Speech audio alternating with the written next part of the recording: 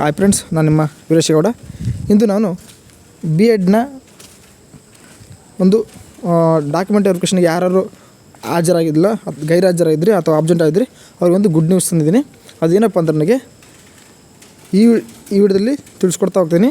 ಅದಕ್ಕಿಂತ ಮುಂಚೆ ನಮ್ಮ ಸ್ಪರ್ಧಾ ಚೇತನ ಅಥವಾ ವೀರೇಶಗೌಡ ಯೂಟ್ಯೂಬ್ ಚಾನಲ್ನ ಇನ್ನೂ ಯಾರು ಸಬ್ಸ್ಕ್ರೈಬ್ ಮಾಡ್ಕೊಂಡಿಲ್ವೋ ಅವರು ಈ ಕೂಡಲೇ ಸಬ್ಸ್ಕ್ರೈಬ್ ಮಾಡ್ಕೊಳ್ಳಿ. ಹಾಗೂ ಪಕ್ಕದಲ್ಲಿ ಕಾಣ್ತಕ್ಕಂಥ ಬೆಲ್ ಐಕಾನ್ ಮೇಲೆ ಕ್ಲಿಕ್ ಮಾಡಿಕೊಂಡ್ರೆ ನಾವು ಮಾಡೋ ಪ್ರತಿಯೊಂದು ವೀಡಿಯೋಗಳು ನಿಮಗೆ ನೋಟಿಫಿಕೇಷನ್ ಸಿಗ್ತಾ ಹೋಗ್ತವೆ. ಈ ಬಿ ಎಡ್ನ ಸರ್ಕಾರಿ ಕೋಟ ಅಂದರೆ ಗೌರ್ಮೆಂಟ್ ಸೀಟ್ಗಾಗಿ ಯಾರು ಅಪ್ಲೈ ಮಾಡಿದ್ರಲ್ಲ ಅವರಿಗೆ ಈ 21ನೇ ತಾರೀಕಿಗೆ ಡಾಕ್ಯುಮೆಂಟ್ ವೆರಿಫಿಕೇಷನ್ಗೆ ಲಿಸ್ಟ್ ಬಿಟ್ಟಿದ್ದರು. ಆ ಲಿಸ್ಟಲ್ಲಿ ಹೆಸರು ಬಂದು ಕೆಲವು ವಿದ್ಯಾರ್ಥಿಗಳು ಅಂಕಪಟ್ಟಿ ಇಲ್ಲದೆ ರೀಸನ್ನಿಂದ ಕೆಲವು ವಿದ್ಯಾರ್ಥಿಗಳು ದಾಖಲಾತಿಗೆ ಅಥವಾ ಮೂಲ ಅಂಕಪಟ್ಟಿ ಪರಿಶೀಲನೆಗೆ ಅಂದರೆ ಡಾಕ್ಯುಮೆಂಟ್ ವೆರಿಫಿಕೇಷನ್ಗೆ ಅವರು ಗೈರುಹಾಜರಾಗಿದ್ದರು. ಅಂದರೆ ಮೂಲ ಕಾರಣಗಳಿಂದ ಗೈರುಹಾಜರಾಗಿದ್ದರು.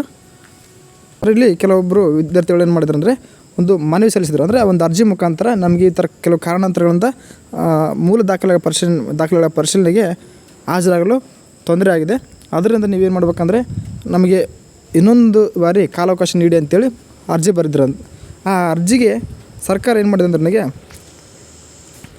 ಇನ್ನೊಂದು ಬಾರಿ ಈ 1ನೇ ತಾರೀಕಿಂದ 3ನೇ ತಾರೀಕುವರೆಗೂ ನೋಡಲ್ ಸೆಂಟರ್ ಅಂದರೆ ನಿಮ್ಮ ನೋಡಲ್ ಸೆಂಟ್ರಲ್ಲಿದ್ದು ಅಲ್ಲಿ ಹೋಗಿ ಮತ್ತೆ ಪುನಃ ಅಂದರೆ ಮೂಲ ದಾಖಲೆಗಳ ಪರಿಶೀಲನೆಗೆ ಹಾಜರಾಗ್ಬೋದು.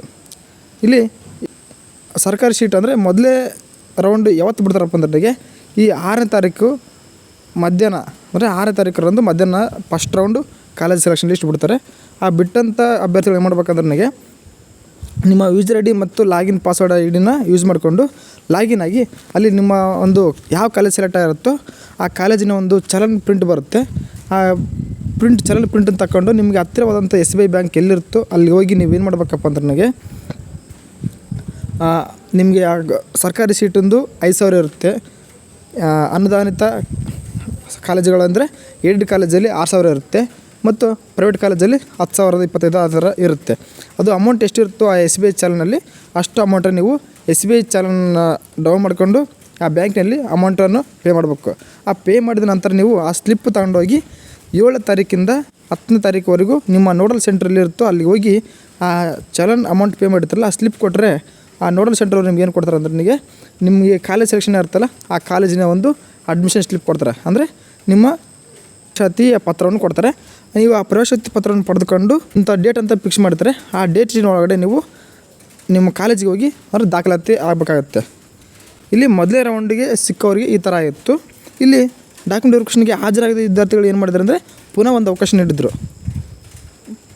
ಅವರು ಈ ನಾಳೆ ಅಂದರೆ 3ನೇ ತಾರೀಕು ಕೊನೆ ದಿನವಾಗಿರುತ್ತೆ. ಆದ್ದರಿಂದ ನೀವೇನು ಮಾಡ್ಬೇಕಂತಂದ್ರೆ ನನಗೆ ಈ ದಾಖಲೆಗಳನ್ನು ಪರಿಶೀಲನೆಗೆ ಮತ್ತೊಮ್ಮೆ ಅವಕಾಶ ಸಿಕ್ಕಂತಾಯಿತು. ನೀವು ಇನ್ನೂ ಯಾರ್ಯಾರು ಡಾಕ್ಯುಮೆಂಟ್ ವೆರಿಫಿಕೇಷನ್ ಮಾಡಿಸ್ಕೊಂಡಿಲ್ವೋ ಅದಕ್ಕೆ ಕೆಲವು ಕಾರಣಗಳಿಂದ ಗೈರಾಜರಾಗಿದ್ದರೆ ಅವರಿಗೆ ಅನಿಸಿದೆ ಹೋಗಿ ಬೇಗ ಮೂಲ ದಾಖಲೆಗಳ ಪರಿಶೀಲನೆ ಮಾಡಿಸ್ಕೊಳ್ಳಿ. ಅಂದರೆ ಮಾರ್ಕ್ಸ್ ಕಾರ್ಡ್ನ ವೆರಿಫೈ ಮಾಡ್ಕೊಳ್ರಿ. ಅದಾದ ನಂತರ ಕೆಲವು ವಿದ್ಯಾರ್ಥಿಗಳಿಗೆ ಗೊಂದಲ ಇರ್ಬೋದು. ಅಂದರೆ ನಾವು ನಾಳೆ ಡಾಕ್ಯುಮೆಂಟ್ ವೆರಿಫಿಕೇಷನ್ಗೆ ಹಾಜರಾದ್ರೆ ನನಗೆ ಫಸ್ಟ್ ರೌಂಡಲ್ಲಿ ಸೀಟು ಸಿಗ್ಬೋದಾ ಅಥವಾ ಸಿಗುತ್ತಾ ಅಂತ ಕೇಳ್ಬೋದು. ಅಂದರೆ ಅವರು ನಾಳೆ ಯಾರು ಡಾಕ್ಯುಮೆಂಟ್ ವೆರಿಫಿಕೇಷನ್ಗೆ ಹಾಜರಾಗ್ತಾರೋ ಅವ್ರಿಗೂ ಕೂಡ ಮೊದಲೇ ರೌಂಡಲ್ಲಿ ಕಾಲೇಜ್ ಸೆಲೆಕ್ಷನ್ ಲಿಸ್ಟಲ್ಲಿ ನೇಮ್ ಬರುತ್ತೆ. ಆದ್ದರಿಂದ ಏನು ಮಾಡ್ಬೇಕಂದ್ರೆ ಯಾರು ಬೇಗ ನೋಡ್ಕೊಳ್ಳಿ. ಯಾರು ಗೈರಾಜರಾಗಿದ್ದರೂ ಅವರು ಬೇಗ ನಿಮ್ಮ ನೋಡಲ್ ಸೆಂಟ್ರಿಗೆ ಹೋಗಿ ದಾಖಲೆಗಳ ಪರಿಶೀಲನೆ ಮಾಡ್ಕೊಂಬರ್ರಿ. ಅಂದರೆ ನಿಮ್ಮ ಮಾರ್ಕ್ಸ್ ಕಾರ್ಡ್ನ ವೆರಿಫೈ ಮಾಡಿಕೊಂಡು ಬರ್ರಿ.